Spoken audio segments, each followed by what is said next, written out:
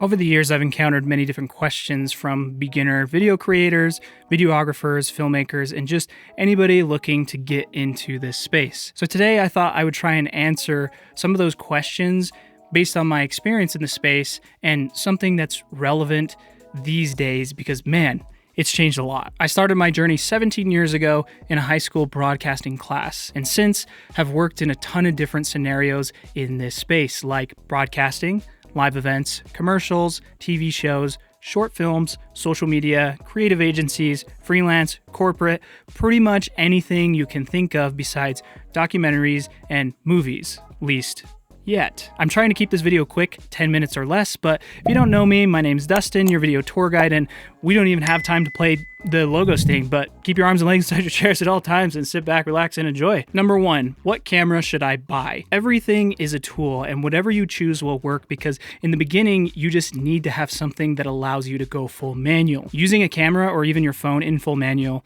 is the best way to learn. Number two, what editing software should I use? DaVinci Resolve is free for anybody, and when you feel ready to upgrade to the studio version, it's $300 one time. Just like cameras, they're just tools, so even if you use iMovie or a phone editing software like CapCut, or even buy Final Cut or pay for the Adobe subscription, it really doesn't matter. Use what's available and what you can afford. Number three, where do I learn? YouTube is great, but take everything you watch with a grain of salt, even this video. The best way though is to go out and take photos. Actually use your camera, film some video, and try to turn it into something cool. Learn as you go. Number four, should I go to film school? I personally graduated with a bachelor's degree in film, and it did help with connections. And did I learn something? Yes, but I don't think it's necessary. I'm very much self-taught, and again, the best way to learn is to actually go out, use your camera, and use the software. Number five, how do I get jobs? Networking is your best friend. In the beginning, when you're first learning, I don't think it's fair to charge people. Offer to do stuff for free. I did this when I started wanting to do wedding videos. Start building a portfolio. Then when you have something to show, then start charging. You could also offer to be like a PA on film sets. I did this too to build a network and build good relationships. Even if you feel like your work isn't as good as someone else that, charges the same, if people like you more, they'll likely hire you over that other person. Number six, how much should I charge?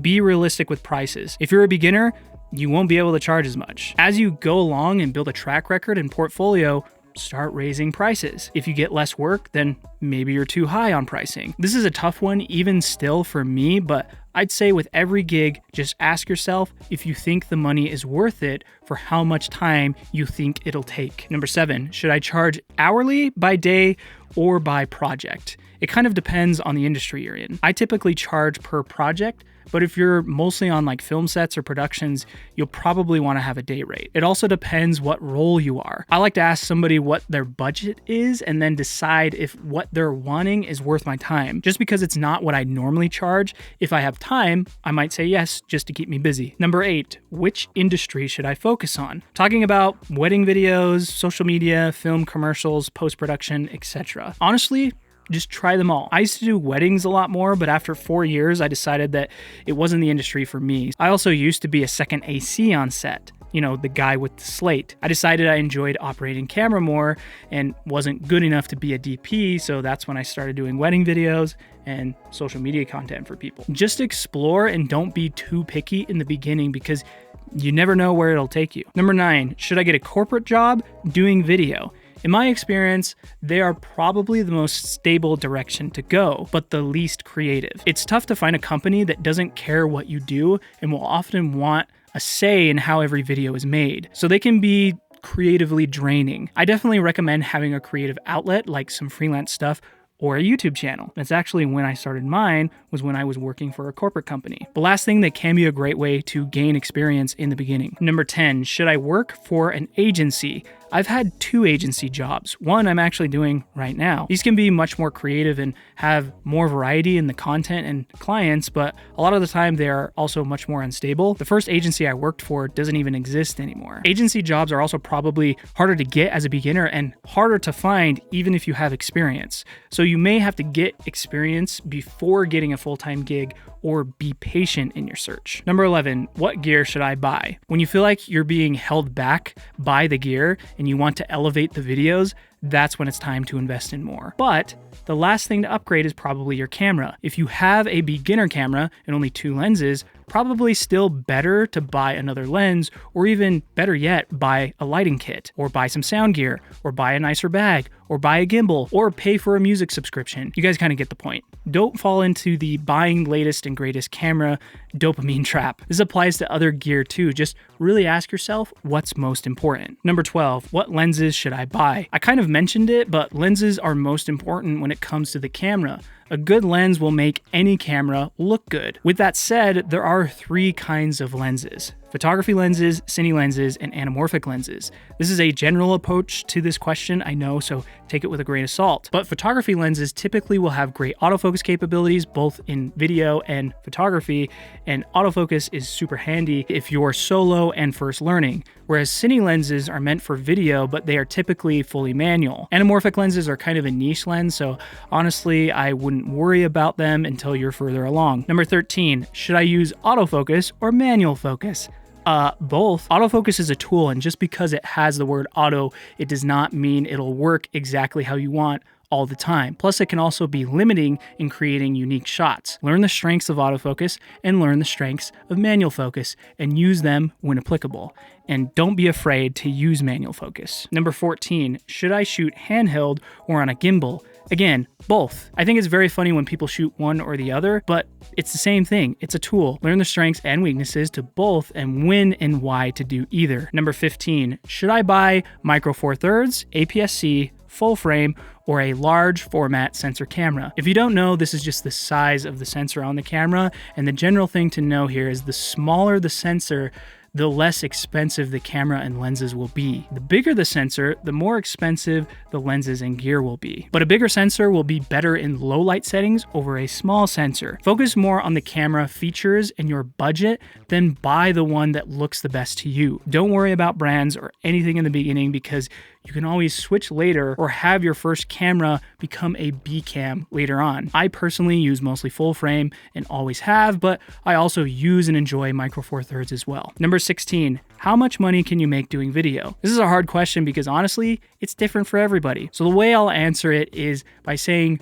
don't just limit yourself to the obvious routes like shooting a video and editing it, and that's your product. Do stock footage in your free time. It's something I just started doing, and it can lead to somewhat passive income. If you invest in a kit of lenses, co-sign them with a rental house if possible, so when they're not being used, people are renting them. Make a product in the industry and sell it. This is also something I'm currently working on as well. Do YouTube on the side. I still don't make a ton from YouTube itself, but this year I really started focusing on having affiliate links in all of my videos and be an affiliate with lots of brands. I've basically tripled my income when comparing to just doing YouTube without the affiliate links. You could also sell digital products. Be creative. Don't limit yourself in this space and pursue whatever niche or industry you develop the most connections to. Number 17, should I rent gear?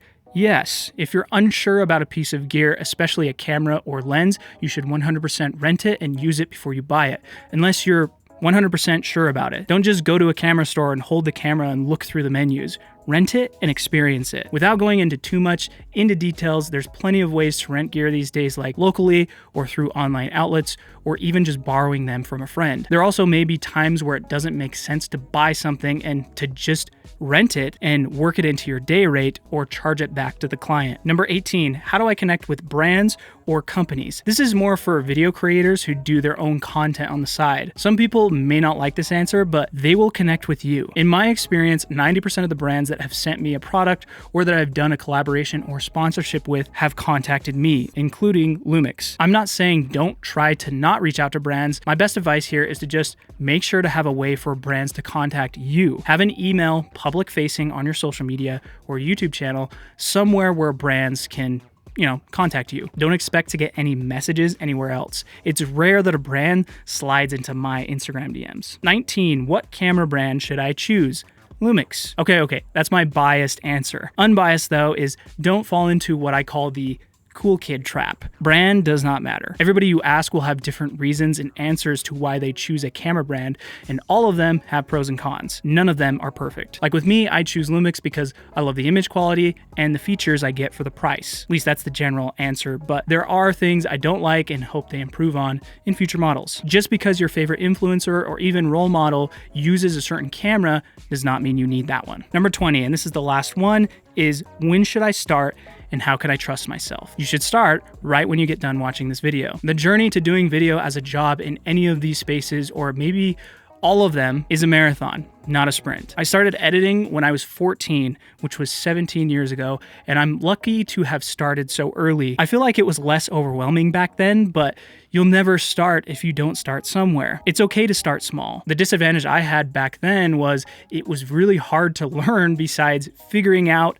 on your own because YouTube was not what it was today. So most of what I learned was just messing around in the programs without any tutorials. Same for when I started actually operating the cameras. I didn't start learning until I bought one and started messing with it. You are your own worst enemy, so don't hold yourself back if you really, really want to be in this space. Don't be afraid to make mistakes because you're going to. Don't be afraid to make content or videos that suck because you're going to. This space changes really fast and I'm still always learning something new. But pushing myself beyond what I'm comfortable with and trying many different things has led me to places I could have never dreamed of. And I know that if someone like you watching this video really feel that same passion to learn, can figure out a path forward. Over time, you will get better, which will instill confidence in your abilities, which will lead you to trusting yourself. Just give yourself a chance. I hope you enjoyed this video. Be sure to subscribe so you don't miss future uploads, and if you have questions, be sure to leave them in the comments. I'll do my best to answer, and if you want to support me, be sure to check out my website and any links in the description. Until the next video though, happy filming.